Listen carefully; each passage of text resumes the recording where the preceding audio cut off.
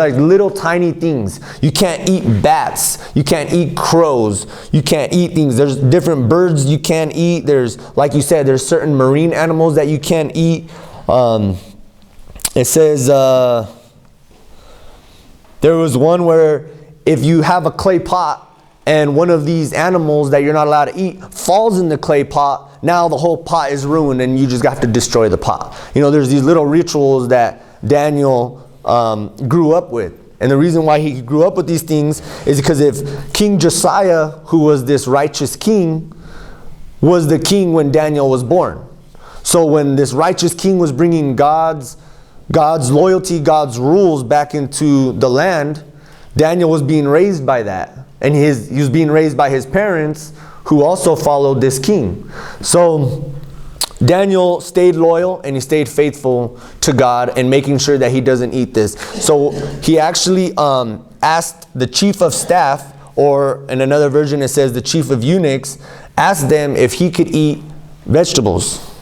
Sorry, I think I'm jumping ahead actually. I am jumping ahead. Sorry. So basically he didn't want to eat these foods. So he chose not to defile himself. Daniel denies the king's food. He doesn't trust that it's pure. And that's it. And then where I went off, I wanted to share with you guys again because I just really like this. Also in Proverbs 31:4, it says, remember Daniel is also of noble blood. So it says, it is not for kings or princes to guzzle wine. Rulers should not crave alcohol, for if they drink, they would forget the law and not give justice to the oppressed. Alcohol is for the dying, and wine is for those in bitter distress. Let them drink to forget their poverty and remember their troubles no more. So there's another reason why Daniel was aware that not to drink wine or all of this going on. So I'm gonna, if anybody can, I'll start over here on this side. Torres, if you want to start from 9, and we'll go 9 all the way to 14, and we could just move up.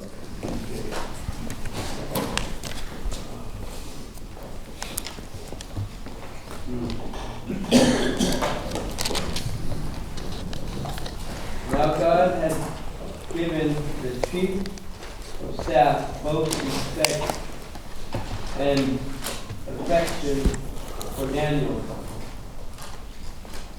But the officials told Daniel, I am afraid of my lord the king, who has assigned your food and drink. Why should he see you looking worse than the other young men your age? The king would then have my head because of you.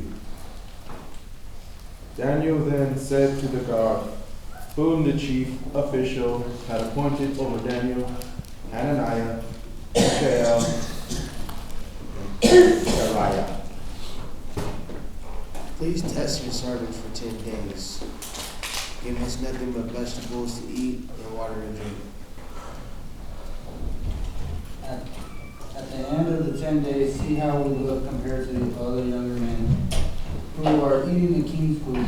Then make your decision in light of what you see. So the man listened to them in this manner and tested them for 10 days. All right. We'll stop right there right now. Okay, so verse 9. Verse 9 says, now God had given the chief of staff both respect and affection for Daniel. God gave favor and compassion to Daniel from the chief of the eunuchs. He liked Daniel and respected Daniel. Cross-reference for this, Proverbs 16:7. When people's lives please the Lord, even their own enemies are at peace with them. Sorry, I'm going to read in the commentary that I have for that verse. It says, we want other people to like us, and sometimes we will do almost anything to win their approval. But God tells us to put our energy into pleasing Him first. Our effort to be peacemakers will usually make us more appealing to those around us, even our adversaries. But when it doesn't, we haven't lost anything. We are still pleasing God and the only one who truly matters. And so I wanted to share that with you guys. God can use anyone, even unbelievers, to help us through our times of struggle. As long as we believe, sometimes we can still get that confirmation that God is speaking to us or watching over us, just like Daniel got through this chief who was obviously an unbeliever. So, verse 10, sorry, I lost my spot. Verse 10 says,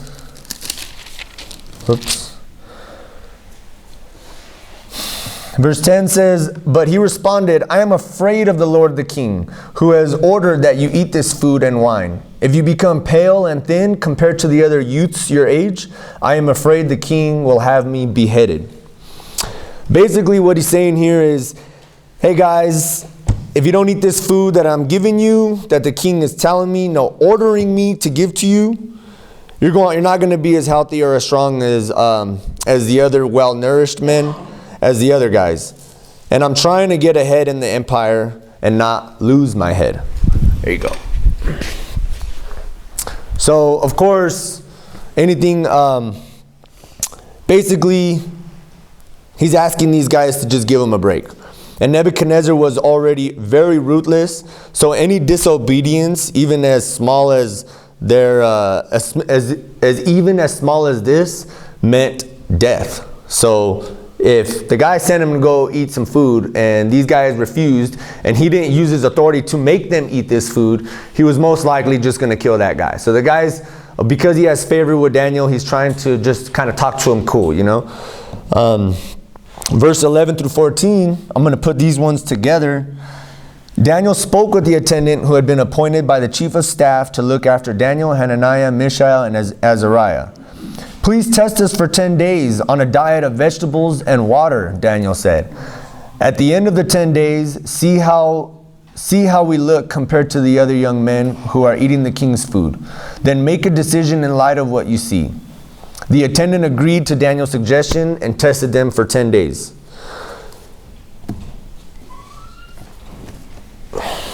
Sorry. So Ashpenaz put someone in charge, which we learned that Ashpenaz was the chief of eunuchs. Ashpenaz put someone in charge of Daniel, Hananiah, Mishael, and Azariah, and his name was Melzar. It doesn't say this in my translation. It might say this in some of your and some others' translations, but the guy's name was Melzar. Now, Ashpenaz was the chief of all the eunuchs, so I'm sure he had other stuff that he had to do and other stuff that he had to go about, which is why he appointed someone to be his right hand in this matter. Without rebelling and without compromising, Daniel found a way to negotiate. Give us a chance, he says. Let's see what happens, he says. He knew the Lord would be on his side because everyone is eating meat and pork. They're all having protein, while Daniel and the others are having just vegetables and water. It's not unhealthy or anything. It's just to look healthier than those who eat these king's food. That has to be God. It has to be God that Daniel was able to appear healthier if this were to go about, if this were to succeed.